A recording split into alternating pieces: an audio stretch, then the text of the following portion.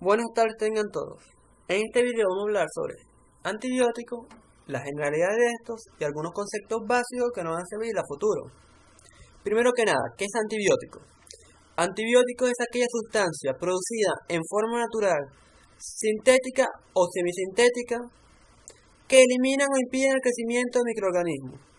Hay que tener en cuenta otros dos conceptos más, como son concentración inhibitoria mínima y efecto postantibiótico. La primera es concentración más baja del antibiótico que previene o inhibe el crecimiento del microorganismo. Esto nos va a dar dosis terapéutica, subterapéutica y dosis tóxica de los antibióticos. Muy importante tener en cuenta. Efecto postantibiótico no es más que la persistencia de los efectos del antibiótico sobre el microorganismo una vez finalizada la exposición a este. Antibiótico bacteriostático. Tenemos que son los que interfieren con el crecimiento y multiplicación del microorganismo sin aniquilarlo. En este grupo tenemos alomacróleos, tetraciclina, lincosamida, nitrofuranos, cloranfenicol, sulfamidas, entre otros muchos más. Tenemos antibióticos ahora bactericidas, que son los que aniquilan los microorganismos, erradicando así la infección. Tenemos algunos beta-lactámicos como son las penicilinas, las cefalosporinas. También tenemos otro tipo de antibióticos como son los aminoglucósidos y las quinolonas. Ahora vamos a hablar sobre la resistencia bacteriana, que no es más que un fenómeno por el cual un microorganismo deja de ser afectado por un antimicrobiano al que anteriormente era sensible. Un ejemplo claro de esto es el uso indiscriminado de los antibióticos. Con el pasar del tiempo se vuelven resistentes los microorganismos.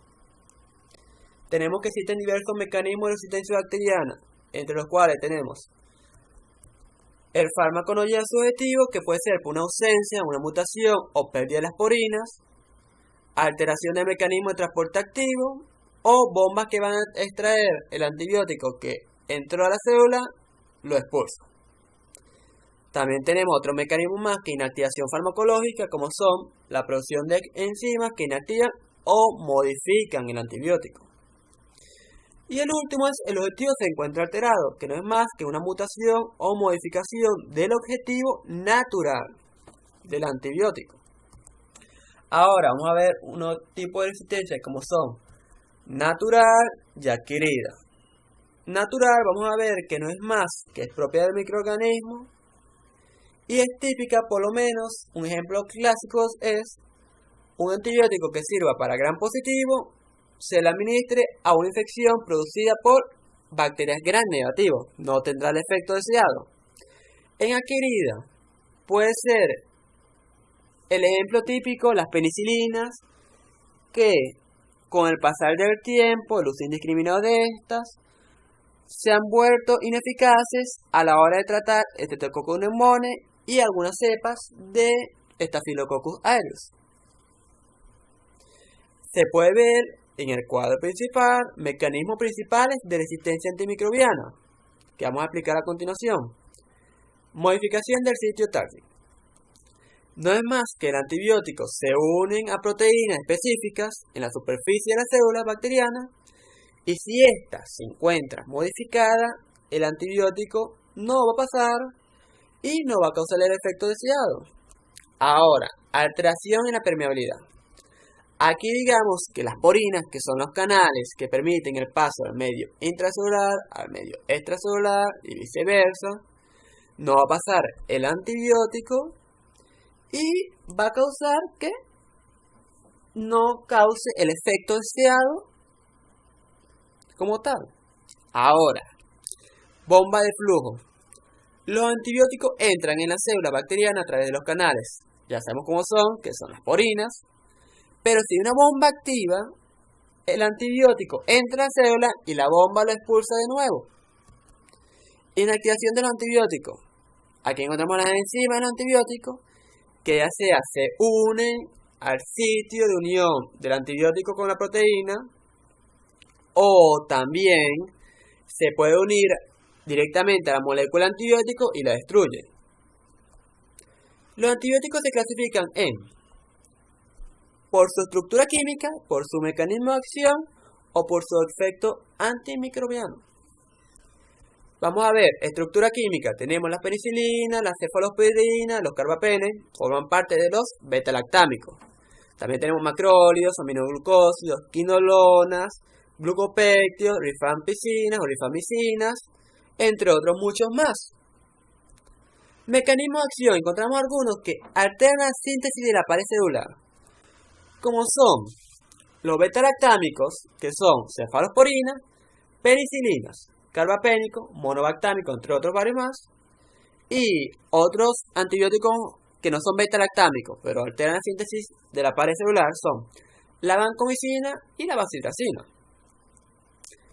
Encontramos también que hay antibióticos que actúan directamente en la membrana celular del microorganismo, aumentan su permeabilidad y provocan la salida de los compuestos que están dentro de la célula. El ejemplo clásico es anfotericina B. Tenemos algunos antibióticos que alteran la función de la subunidad ribosómica 30S, 50S, como son clonafenicol, tetraciclina, clindamicina, macrólidos, entre otros. Otros que alteran la síntesis proteica, como son los aminoglucósidos. Otros que alteran la síntesis de ácido nucleico, como son las quinolonas. Hay más como que inhiben la síntesis del metabolismo, ejemplo, los que alteran la síntesis del ácido fólico, como son el trimetopin, sulfonamida. Ahora, según su espectro antimicrobiano, hay que tener en cuenta que hay gérmenes gram positivos, gram negativos, aerobios y anaerobios. No es lo mismo un antibiótico que sea para gram positivo que para gram negativo, o un antibiótico que sea para aerobios que para anaerobios. Al menos que utilicemos un antibiótico que sea de amplio espectro. Ahora, vamos a ver que hay indicaciones para la aplicación de antibióticos de manera combinada. ¿Cuándo usted manda antibióticos de manera combinada? Cuando es un tratamiento empírico para infecciones graves de causa desconocida. Es la razón más frecuente de este. Es un esquema sensato y eficaz. También vamos a ver que dependiendo de la gravedad de la infección y la falta de conocimiento, se puede indicar el tratamiento combinado que no amplía el espectro de acción, o también podemos utilizar un antibiótico que sea de amplio espectro, ya que a su vez esto puede traer unos efectos adversos. Esto es por medio de una administración prolongada de estos tipos de antibióticos. Estos efectos adversos pueden ser una sobreinfección, una selección de microorganismos multiresistentes, o también puede ser que traiga una desventaja para el paciente, efecto nocivo ya para el paciente.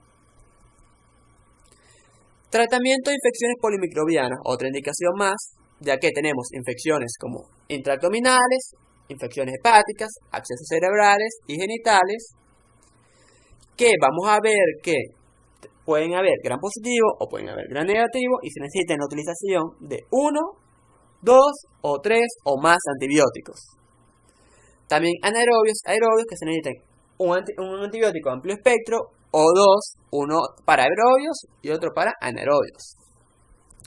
También tenemos otros que refuerzan la actividad antibacteriana en el tratamiento de ciertas infecciones, así es otra indicación más, que es para producir efectos sinérgicos, para potenciar.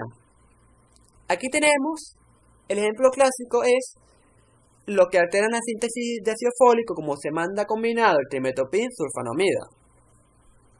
También tenemos que para reforzar la actividad en el caso de endocarditis enterocóxica, que si manda un antibiótico puede haber probabilidad de recidiva, pero en cambio si mandan 2 o más puede haber combinación curativa. Pero cabe destacar que uno siempre tiene que ver el espectro de acción y uno tiene que ver también guiarse por los cultivos, por el laboratorio y por la clínica del paciente. Y también va a prevenir el resurgimiento de microorganismos resistentes, muy importante.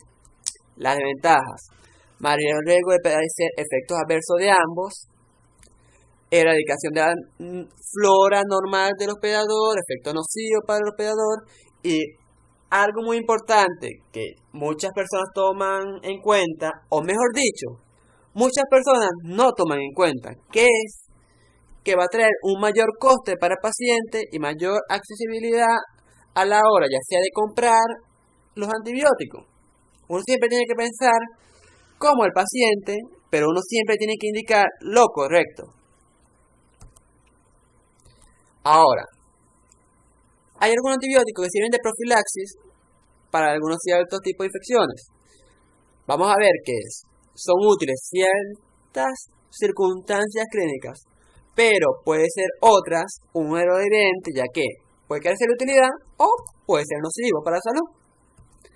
Vamos a ver que va a proteger en caso de pacientes sanos que aquel microorganismo específico de contacto, como son en el caso de la meningitis meningocócicas, el tratamiento de elección, o mejor dicho, la profilaxis de elección en la rifampicina. Vamos a ver también que se utiliza en el sector de trasplantes, quimioterapia, lesiones valvulares y lesiones estructurales del corazón, intervenciones quirúrgicas, que mayormente en el preoperatorio es una hora antes que se administran los antibióticos.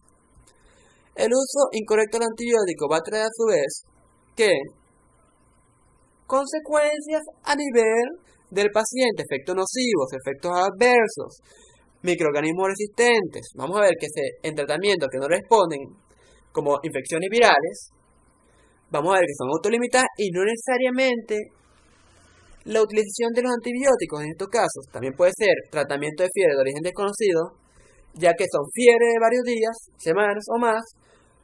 Vamos a ver que es de origen multicausal y solamente el 25% es de origen bacteriano. Es decir, no estamos arriesgando administrando antibióticos a todo tipo de fiebre, no necesariamente es necesario que se le administre antibiótico. Muy importante recordar esta parte. También vamos a ver que provoca cultivos negativos y va a evitar identificar la etiología, el agente causal de la infección. Y por último, vamos a ver que una posología incorrecta es la frecuencia errónea de administración, que nos va a dar una dosis excesiva que nos va a traer efecto adverso como una convulsión, una insuficiencia renal, daño hepático, o una dosis subterapéutica que va a causar un fracaso terapéutico y la resistencia como tal de microorganismos. Esto es todo el video. Muchas gracias. Cualquier sugerencia, complacido sea. Suscríbanse y muchas gracias de nuevo.